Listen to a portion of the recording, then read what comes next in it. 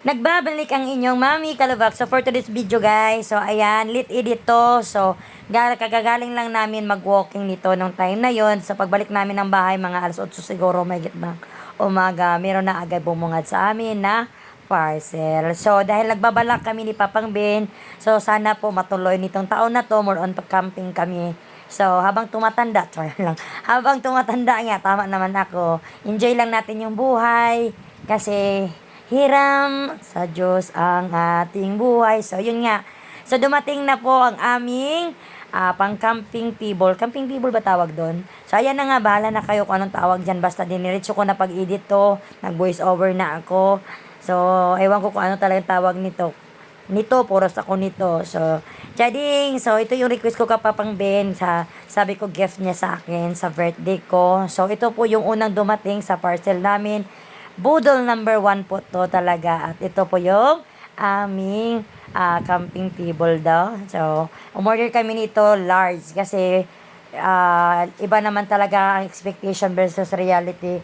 O ano na naman yan, may budol na naman dumating habang nag-i-edit ako dito. So, ayan, ito na po, guys. First budol ni Papang Ben. So, request ko talaga to sa kanya kasi nagbabalak talaga kami ngayong taon na to. More on rides, more on camping. So, enjoy lang. More on tambay sa dagat. So, sana sa taon na to, mag-create tayo ng more memories. So, yan lang po. Kasi ma-memories talaga ako na tao. So, ito na po. Sinisit up na natin. So, Chading, panoorin nyo na lang hanggang dulo. Yan. So, malaki pala ang medium, guys. Yan o. So, magiging bulky pa rin kami sa motor.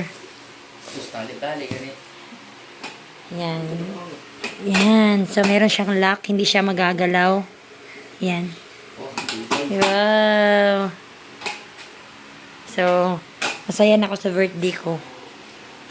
Gusto ko to eh. Pag nag-ano kami. Yan.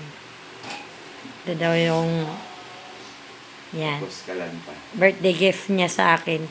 Kasama. Marami pang darating, guys. Yan.